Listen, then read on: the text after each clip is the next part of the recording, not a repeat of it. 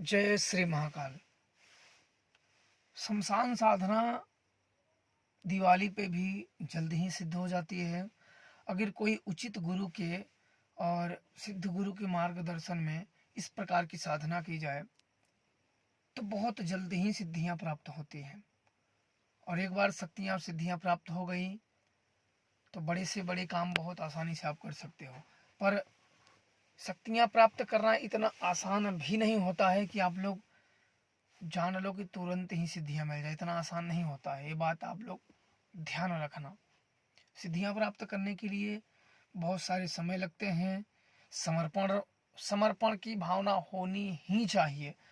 अगर मन में किसी भी प्रकार के समर्पण नहीं है, समर्पण भाव आपके मन में नहीं है तो सिद्धियां चाहकर भी प्राप्त नहीं कर सकते हो। इसलिए समर्पण का भाव होना बहुत जरूरी है।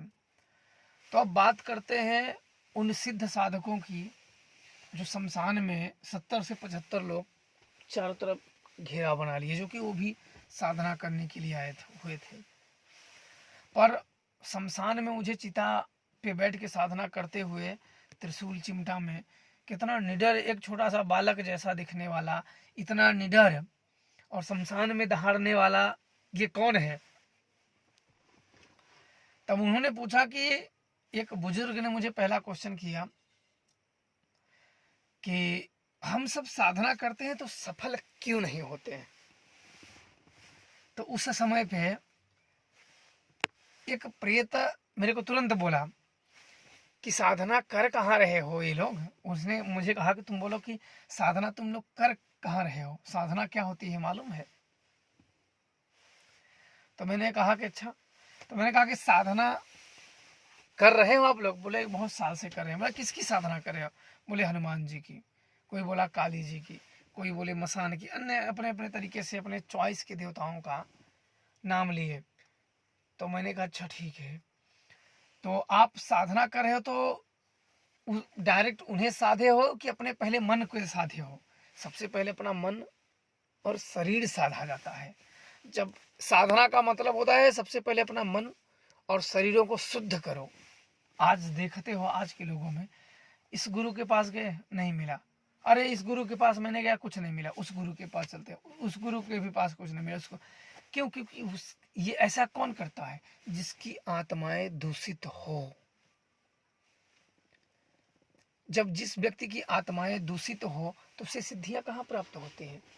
अरे एक गुरु का मन नहीं जीत सकता है तो शक्तियों का मन कहाँ कैसे जीत लेगा? वो शक्तियों को प्रसन्न करने चला है।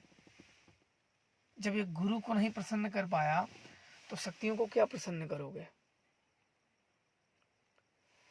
तो इसलिए सर्वप्रथम अपने मन को साधो।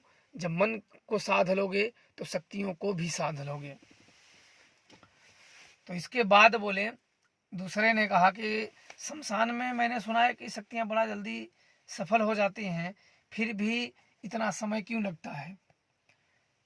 तब मैंने कहा कि शक्तियां देखो, शमशान में अगर जुड़ने का विधान आपको पता है तो अगर आप जुड़ सकते हो उन शक्तियों से तभी आप उनकी शक्तियां प्राप्त कर सकते हो। अन्यथा शमशान में एक नहीं 100 चक्कर आओ और जाओ, कुछ भी प्राप्त नहीं होने वाला है। कितने भी चक्कर काट लो आपको एक मरा सा भूत भी प्राप्त नहीं होने वाला है। क्योंकि शमशान में जितने भी शक्तियां होती हैं उन्हें जगाना पड़ता है। वो सुप्त अवस्था में रहती हैं। ऐसा नहीं कि गए कोई बर्फी चढ़ा दिए, कोई लड्डू खा लिए तो आपको शमशानी सिद्धि होगी, नहीं। वहाँ की सारी शक्तियां सुप्त अवस्था में रहती हैं और हमें उन्हें जगाना होता है। जब हम उन्हें जगाएंगे, जब वो जागेंगी, फिर उन्हें भोग और बलि द्वारा जो वो मांग करते हैं, भोग और बलि द्वारा उन्हें प्रसन्न किया जाता है। फिर अपने काम में उन्हें प्रयोग किया जाता है। छोटे से पहले स्टार्टिंग में छोटे से काम में प्रयोग करोगे, फिर धीरे धीरे उनको पूजा पाठ करते रहोगे और शक्तियाँ प्रबल होती रहेंगी और आपके काम बड़े बड़े को अंजाम देती रहेंगी। शमशानी शक्तियाँ शत्रु विनाश के लिए काफ़ी तेज होती हैं। ये शत्रु का पूर्ण रूप से विनाश कर सकती हैं। शत्रु हानि पहुंचाने के लिए हमेशा आगे रहती हैं। और भूत दो काम बड़ा आगे कर देते हैं, एक भूत प्रेत बाधा और दूसरा शत्रु सर्वनाश। ये शक्तियां बहुत आगे होती हैं और इनकी सिद्धि सिद्ध गुरु या योग्य गुरु के मार्गदर्शन में ही किया जाता है। शमशान का जिसे ज्ञान हो और गुप्त ज्ञान हो, जिसे शक्तियों से संपर्क साधा जा सके और शक्तियों से जुड़ा जा सके, तभी तो आप कुछ कर पाओगे, अन्यथा भटक के ही रह जाओगे। आप एक नहीं कितने वर्षों तक, कई साल तक साधना करोगे पर सफलता नहीं मिलेंगी। इसलिए सबसे पहले अपने मन को शुद्ध करो और उस मन को अपने गुरु के प्रति समर्पण में लगाओ। अपने गुरु के प्रति समर्पण भावना जब जागेगी तब शक्तियां भी प्रसन्न हो जाती हैं। जब शक्तियां प्रसन्न हो जाती हैं तो आपका मदद करती हैं। जब वो मदद करती हैं तो निश्चित तौर पे आप जिस काम को करने के लिए जा रहे हो, जो आपका उद्देश्य है, जो करना चाहते हो, उसमें अवश्य और जरूर से जरूर आपको सफलता मिलेगी। इसके बाद एक व्यक्ति ने पूछा कि वशीकरण क्या करना संभव है मोहिनी? तो मैंने कहा बिल्कुल वशीकरण करना संभव है, पर वह क्रिया आपको आनी चाहिए। ज्यादातर पुरुष वशीकरण में स्त्री मंत्र चलते हैं और स्त्री वशीकरण में पुरुष चलते हैं, कुछ में अन्य में दोनों में भी आगे पीछे होकर चलते हैं या दोनों को योगदान में चलते हैं। और सही क्रिया आपको आती है तो वशीकरण भी किए जा सकते हैं, विदेशन भी किए जा सकते हैं, मारण भी किए जा सकते हैं, उच्चाटक भी किए जा सकते हैं। सभी कर्म किए जाते हैं। पर लाश पे, जहाँ लाश जली है, अगर वहां बैठ के अगर जिस दिन साधना करने लगोगे और वहां से अगर शक्तियों से संपर्क साध लोगे तो आप उन गुप्त शक्तियों को देख पाओगे, उन्हें जान पाओगे, उन्हें समझ पाओगे, उन्हें महसूस कर पाओगे और अपने रुके हुए कार्य को अंजाम भी दे पाओगे। अगर ये नहीं कर पाए तो किसी भी शक्तियों को ना तो आप महसूस कर पाओगे, ना तो जान पाओगे, ना शक्तियों को समझ पाओगे। इसलिए वही गुरु का चुनाव करिए जो सच में शमशानी साधना करता हो, नाम से नहीं, क्योंकि नाम पे नहीं चलते हैं। क्योंकि जब शमशानी शक्तियों की कृपा होती है तभी वो गुरु सिद्ध होता है और उसी के वचन द्वारा 1 महीने, 1 साल, 2 साल, 4 साल पर सिद्धियां मिलेगी ही मिलेगी। और अगर वहां बैठने के बाद आप भटक गए तब समझो आपको कुछ भी प्राप्त नहीं होने वाला है। इतना आप ध्यान रखना, कुछ भी प्राप्त नहीं होने वाला है।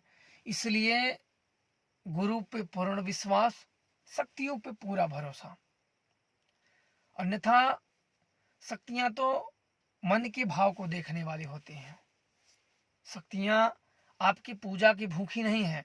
हम पूजा देते हैं उन्हें आशीर्वाद और अपना कार्य करने के लिए। शक्तियां हमें चाहिए, शक्तियों को हम नहीं चाहिए उन्हें, हमें शक्तियां चाहिए। तो परिश्रम और मेहनत हमें ही करना होता है। इसीलिए अगर मेहनत योग्य गुरु के साथ या मार्गदर्शन में घर ही साधना करो, घर पे ही साधना करो। अगर किसी योग्य गुरु के मार्गदर्शन में अगर आप साधना करते हो तो निश्चित तौर पे एक न एक दिन सफलता आपको जरूर मिलेगी। किसी को आज मिलती है, किसी को कल मिलती है। अब बोले, एक ने बोला कि शिव भगवान को गुरु हम बनाए हैं, क्या सही है? मैंने कहा कि सही बात है। शिव भगवान आपको तंत्र मंत्र का ज्ञान देते हैं। शिव भगवान ने आपको शिष्य रूप में स्वीकार किया है, तुम बनाए हो ना, तुम्हें बनाने से क्या होता है?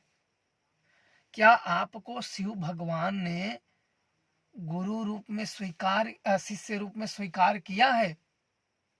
बोले नहीं। तो बोले तब ऐसे तो तुम सभी को कुछ ना कुछ मानते फिरो, ये है वो है। तुम्हारे मानने से कुछ नहीं होता है। भगवान शिव आपको अपना शिष्य स्वीकार किए हैं? बोले नहीं। तो कैसे?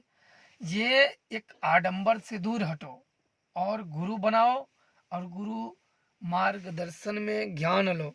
ये आडंबर मत लो कि शिव से बड़ा, शिव से वो सबसे बड़े गुरु हैं। लेकिन धरती पे नियम है, गुरु बनाओ, गुरु बनाओ पानी पियो छान के, और गुरु बनाओ जान के। तो इसके बाद वहां से तो शिव भगवान को अगर आप गुरु बनाते हो तो क्या शिव भगवान आपको गुरु मंत्र देते हैं, आपका मार्गदर्शन करते हैं? नहीं करते हैं। जब आप गुरु बना लिए तो फिर आप यहाँ वहाँ क्यों दौड़ रहे हो? मुझे शिव साधना करनी, क्या मैं करूं? वहां जाओगे या क्या मैं करूं? फिर ये क्या फालतू वाली बकवास चीज हुई? जब शिव भगवान तो शिव भगवान से आज्ञा लेके करो, दूसरे से क्या मार्गदर्शन कर रहे हो? इसलिए आपको गुरु खोज के ही बनाना पड़ता है, और बिना गुरु की मुक्ति भी नहीं है, इतना आप ध्यान देना। बिना बिना गुरु के ज्ञान, बिना हरि के ध्यान।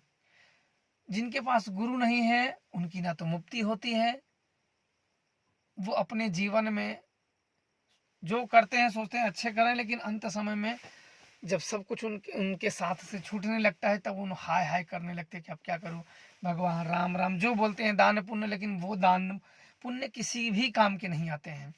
क्योंकि गुरु द्वारा ही अगर दान पुण्य किया जाए, जिसने गुरु धारण किया हुआ है और गुरु के मार्गदर्शन में ही दान पुण्य किया जाए तो ही वो फलीभूत होता है, अन्यथा नहीं होता है। भगवानी क्रियाओं में दान पुण्य निगुरुओं के हाथों के कोई भी फलीभूत नहीं होते हैं, इतना आप लोग ध्यान रखना।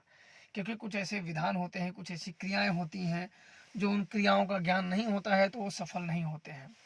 इसलिए आप लोग कुछ भी करें अपने सोच समझ के करिए और गुरु आज्ञा से ही करिए, खुश रहें।